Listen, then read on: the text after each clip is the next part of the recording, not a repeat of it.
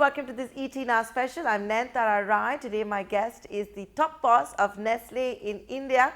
Thank you so much for joining us here on ET Now. Before I get into the specifics, what lies ahead, congratulations on a stellar quarterly performance. I think you've stunned the street with a 60% gross margin uptick. How are you going to sustain that? Well, thank you, Nayantara, for having me on your channel and for also very successfully raising my blood pressure with the compliments that you have given. I think it's ultimately the team, the partners, the distributors, and everybody else who has made the results happen. I think it's been a very satisfying first quarter. And what is satisfying, especially in Nayantara, is the secular nature of the growth. It's been across categories. Normally you would expect one or two categories to give us the growth, but this has been a growth across categories. So milks and nutrition has grown, Maggi and the whole prepared food portfolio has also grown, chocolates and confectionery has grown, and also the coffee and beverages as well has grown, and grown in volume terms. And I think what is important is to go back to the original strategy that we had set for ourselves, which is very simple, which is increase the salience of consumption through increased penetration and increased volume. So that's really where the rubber hits the road, and that's really where I believe that the team has done a terrific job of ensuring that we are getting volume growth in all, accounting for if you look at our reported sales is at about 6.3%. If you look at the comparable growth number, which is taking the GST into account, 30%. it's about 13.4%, and almost 8.5% of that 13.4% has to do with volume increases. And I think that volume increase, together with the new launches and the new products that we have put out into the market, has led to this happy results that we have had to report for the first quarter. So before I get into all of the granular details, I also have to ask you about that sensational headline in recent times, Nestle paying a lot of money, over $7 billion, to sell Starbucks products across the world. Does India feature in that plan? Look, Nayantara, as of now, I think I am as much privy to the news as you are. So there is clearly a global understanding for the sale of the portion coffees in retail, and also the out of home, the food service packs. This is what the announcement has been. Let us watch and wait the space. I cannot believe your parent has not told you where India features in a very important market for them. Well, the parent is very clear. The parent has announced the birth of the New Deal. And I believe that, as you might have read also, Nayantara, that the deal is to be fully consummated by the end of this year. So therefore, let's watch this space, and I'm sure we will have numerous interactions when we will share with you. But as far as the coffee space goes, it's a space that is dominated by Nestle as well as HUL at the moment. I see a lot of Nescafe around in your office. How are you going to prevent the cannibalization of Nescafe? Well, you see, coffee has got different offerings. So there is the mainstream coffee, instant coffee that we have. There is premium coffees that we have. There is portion coffees which is there, and there are also brands like Nespresso, which we don't sell in India, but which is also there. So I think it's fair to say that each of the product dimensions that we have got to offer has got a distinct proposition, and it appeals to the consumers and to the connoisseurs, depending on what coffee experience or what beverage experience they are looking forward to. So honestly, in a market as wide as it is, and with the kind of relatively lower levels of penetration of coffee that there is only one room, and that is room to grow. Room to grow. Have you given a new target? Can you share what it is? What is it that you're looking at as far as coffee goes? And can we expect new product launches? Well, coffee clearly has been one of the star performers of the first quarter. I'm happy to report that we've had very strong double-digit volume growths in coffee across geographies. Clearly, for us, it is an area which is, as our global CEO has also put, one of the priority products in our portfolio, and you will see that in due course of time we will be accelerating the pace of launches and also the pace of premiumization that we can play in the coffee space. So you'll enter the premium market, whether it's with an espresso, for example, which is quite popular in the luxury segment. Look, within instant coffee itself, I think there are opportunities that we are looking at. Okay, and that's all for this, for the rest of the, you follow the different Well, financial we year model. will, I believe, Nayantara, and one of the things that we have talked about in the past as well is the company is really valorizing the power of innovation and renovation. And in that cycle, the premiumization of coffee also figures. There's no doubt that you have also benefited from deflation of food articles. You have seen input prices go down. Look how milk is doing at the moment. How that must have been a big contributor for the good results as well. No, sure, Nayantara. I think a benign commodity space price has together with scale benefits, because coming out of the Maggi issue, we have increased our volume now, and I think the advantages of scale also play into it. Part of the margin, of course, is also because of the base effect, as you know, in GST. Because of the lower base effect, that also has contributed to the overall spread as far as the profitability is concerned. You mentioned the GST effects. I have to ask you this because we've all read about the fact that how Nestle and a couple of other FMCG companies have been hauled up by the government. Notices have been sent out for denying benefits of the lower GST to consumers.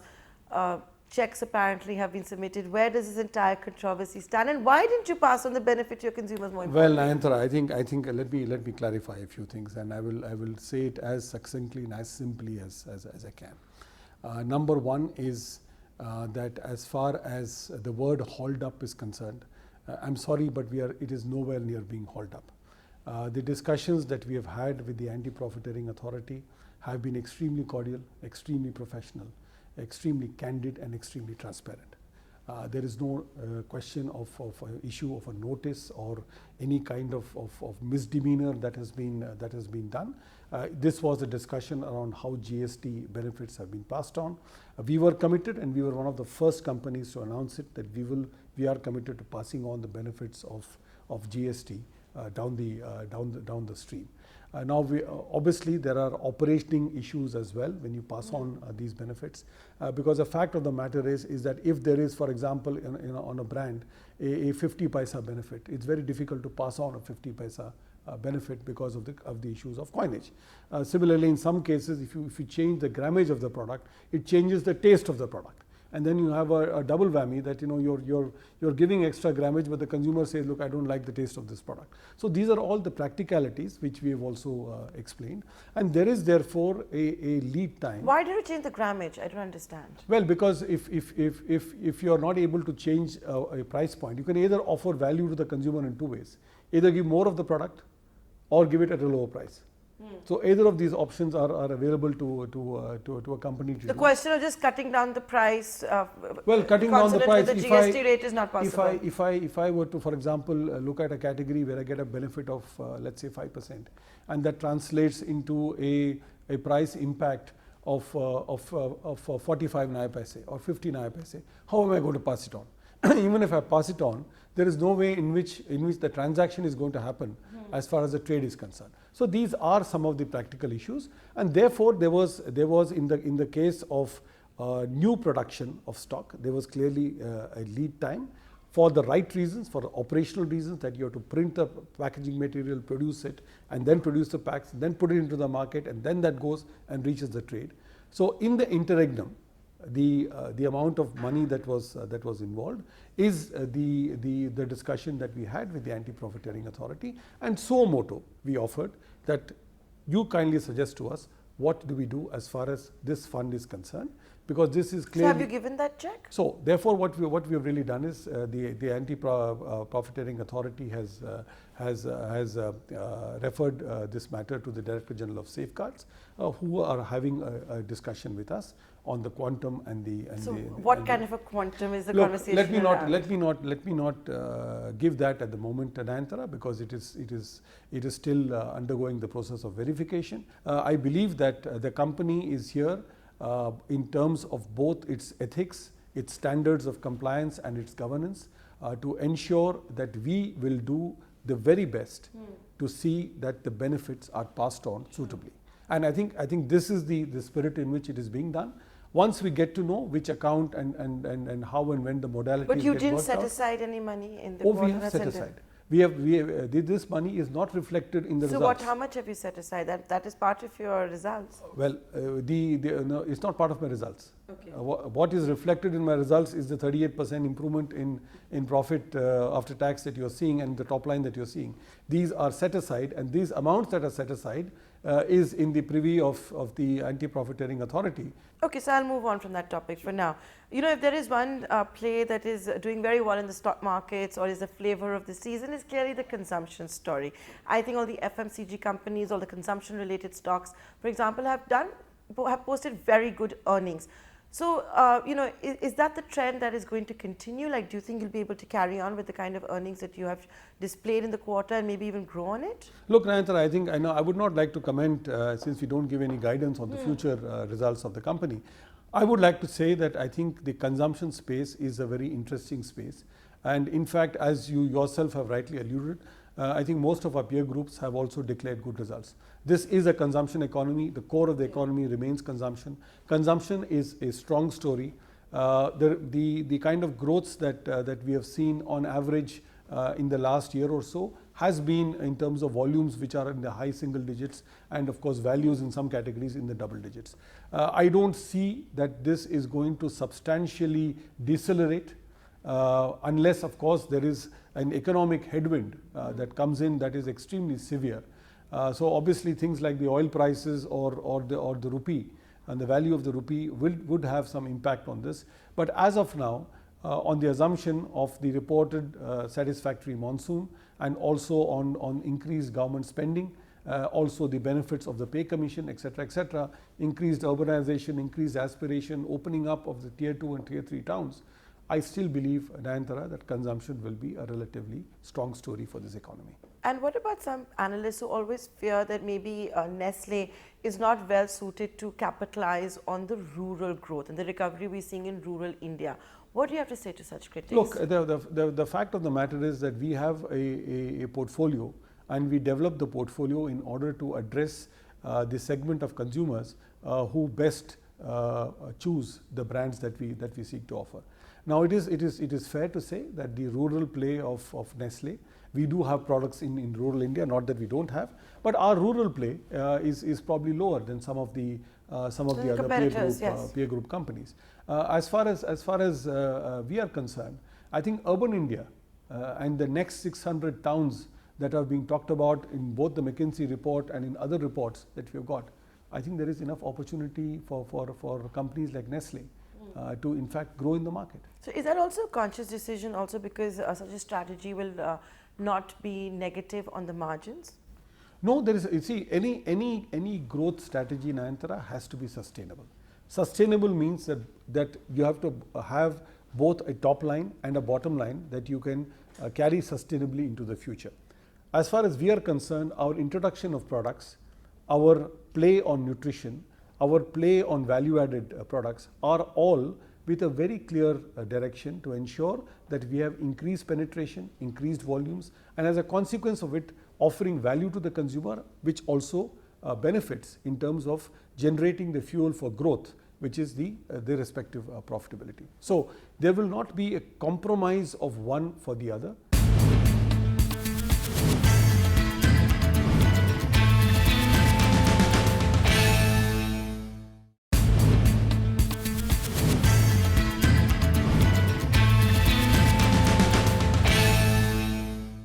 The finance minister has talked about hiking MSP by 1.5 times in budget 2018. Look where oil prices are. The deflation, is that a thing of the past now, of the commodity side? Well, I think clearly the reasons for the MSP announcements are to benefit the farm sector. I think it's clearly a welcome step. The farmers in this country, who are the bedrock of our society, deserve to get what they deserve to get in terms of better realization on the farm produce.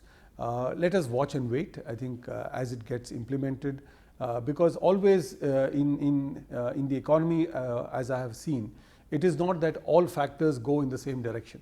So there would be an increase because of procurement prices, but it will be mitigated by some other effects, either in terms of income effects or in terms of cost effects or whatever else, in order to take care of part of it. So I believe that we have to watch this space.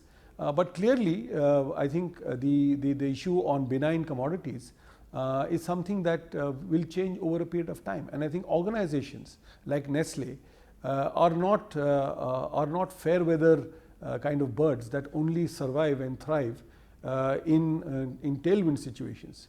We have faced the storm and also taken it head on in headwind situations. Are you talking about Maggi over here? No, in terms of the commodity trends. I think the fact of the matter is that consideration of cost elements are also married together with the value and trust that your brands need to give over a period of time, and that is something that we don't compromise on. You've always said that you're not Videshi, you're Swadeshi.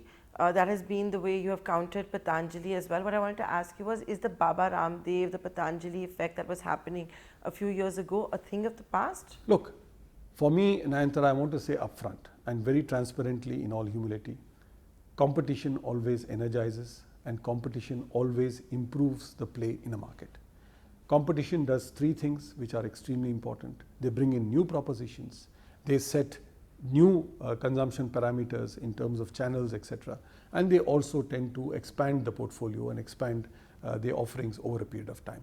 So to me, competition is but most are welcome. You now feeling compelled to cut down prices like we had seen earlier across the board? Look, the fact of the matter is that Nestle offers products with the highest quality and the highest safety. All this comes at a particular price value equation. It is not for nothing that this country, Indians, we consume close to 26 million cups of Nescafe each day. 8.5 million fingers of Kit Kat is consumed each day. 185,000 cups of milk are consumed each day. 6 million servings of Maggi noodles are eaten each day. And finally, 3 million servings of Masala-e-Magic are put in terms of the vegetables that is being consumed by the Indians. So, well and truly, these brands are intrinsically part of society, part of India. And what I firmly believe is that this proposition of trust and value will not be betrayed by us. We are not going to be cutting corners in order to ensure that we get that extra bit of sale. What's important is the fact. Is that what Patanjali is doing or the others are doing? No, is that what you're insinuating? I'm not alluding to anybody. Each one has got their own different strategies. I'm not alluding to anybody's strategy here. I'm only saying is that the value equation, and I do, Nayantara, what I am good at. I've always believed, and what I tell my team is also, let us do what Nestle stands for in terms of purpose, values and spirit. Competition is there, we respect the competition, we learn from competition, but we do what we do best. Okay, so I take your point. But moving on, you've already alluded and hinted that we can expect a lot of excitement and launches in the coffee category. What else can we expect from Nestle in the short term? Well, I think we talked about a few days back, made the announcement that we'll be getting into the breakfast cereals category. As you know, we have a globally, Nestle has a joint venture with General Mills called Cereal Partners Worldwide, which is represented in 130 countries. It has got more than 50-60 varieties of cereals that we put out into the market. You can expect that the most important meal of the day, which is breakfast. I don't know how many times you have, Nayantara, have breakfast, but it's the most important meal of the day, and we want to be in that proud position of being part of it. So what else can we expect besides breakfast cereals and coffee? Well, there are also new introductions. I mean, today we have just introduced ready to drink, right? Canned liquid coffee. You will find that there will be new introductions in our food space, in the culinary space. New introductions in the milk, in the milk and nutrition space. You will find new introductions in our chocolate and confectionery space. So there will be enough. You see, the fact of the matter is, in the 28-30 new introductions that we have done, we have internalized one simple principle, Nayantara, that in offering newness and relevant newness to the consumer, you not only expand your equity, but you also expand the base of consumption.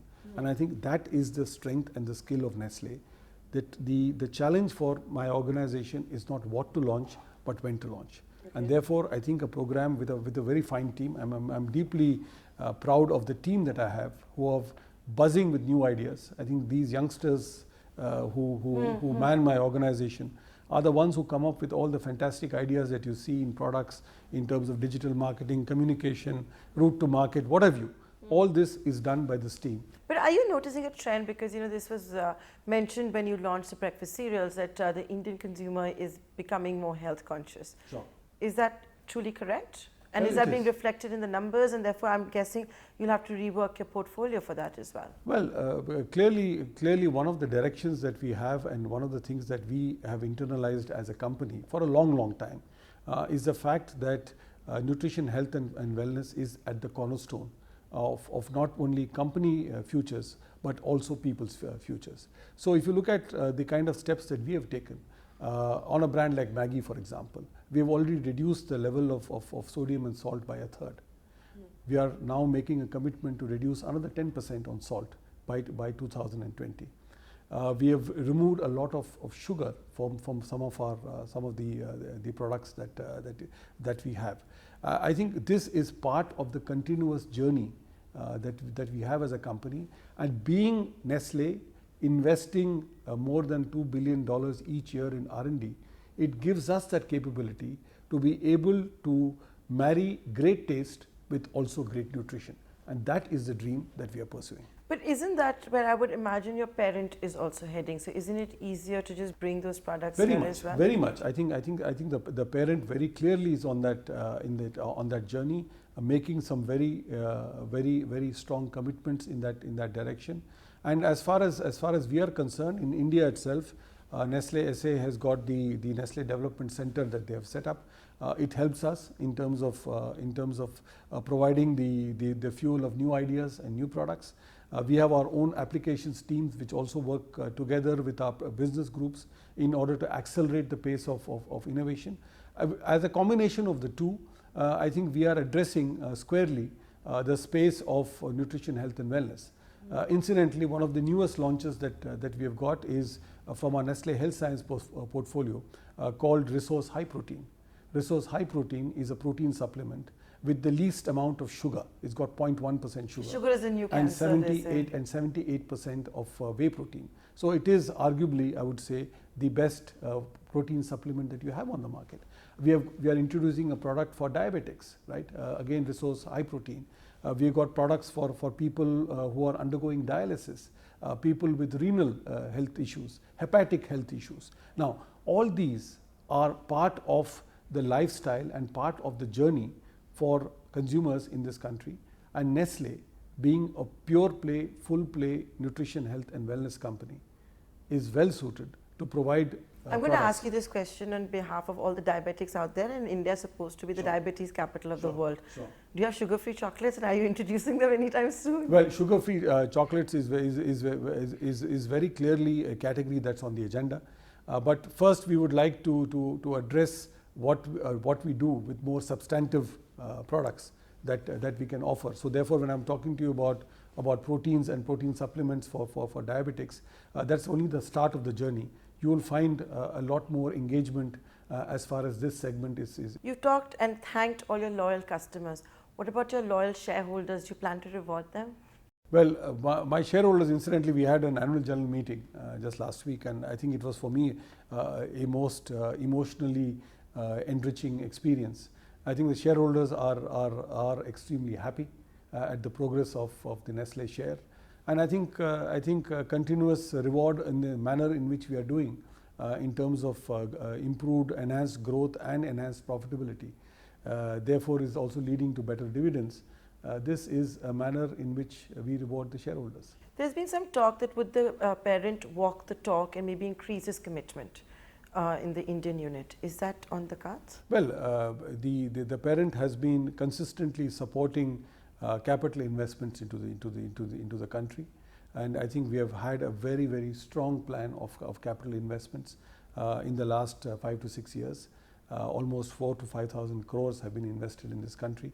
What do you plan to invest going forward? Well, I think the fact of the matter is we are at the stage now to try and see that we actualize the benefits of the investments that we have put in. But I think the commitment to India continues to be high. The commitment in terms of not only resources but in terms of technology, in terms of innovations continues to be strong. And I'm quite hopeful that if the journey of the organization continues in the path in which it is, you can only see a greater level of enhanced engagement over a period of time. My final question to you before I let you go, and I'm asking this because it's considered to be and has been announced as India's largest FDI deal. I'm talking about Walmart and Flipkart. Now, Nestle has a global partnership with Walmart. Could this mean something good for the Indian unit? Well, as far as I'm concerned, we have a very good and a very professional and a very cordial relationship with Walmart. Walmart are globally are one of our largest customers. In India too, we have got an excellent relationship with Walmart. For me, what is more important is that this investment that has been put into Flipkart really helps in terms of improving the backward linkages in the economy that we seek. So better cold chain management, better logistics management, better distribution management, including for Nestle products. Sure. I mean, and also, I mean, more importantly, I mean, Nestle is a relatively small player in the field. For the millions of farmers, for the millions of suppliers of goods and services, I think this can be a very, very positive step that is being taken. Now, let's see how this all pans out. As far as we are concerned, we are committed to Walmart, as indeed we are committed to all our customers. So it's not a unique proposition only with Walmart. I have customers like Amazon. I have got customers like Big Basket. I have got grocers. I have got others who are as important for me. And it is my task and the task of my team to serve them as best as we can. And with that, I'd like to thank you very much for joining us here on ET Now. Always a pleasure interviewing you. Thank you. Thank you.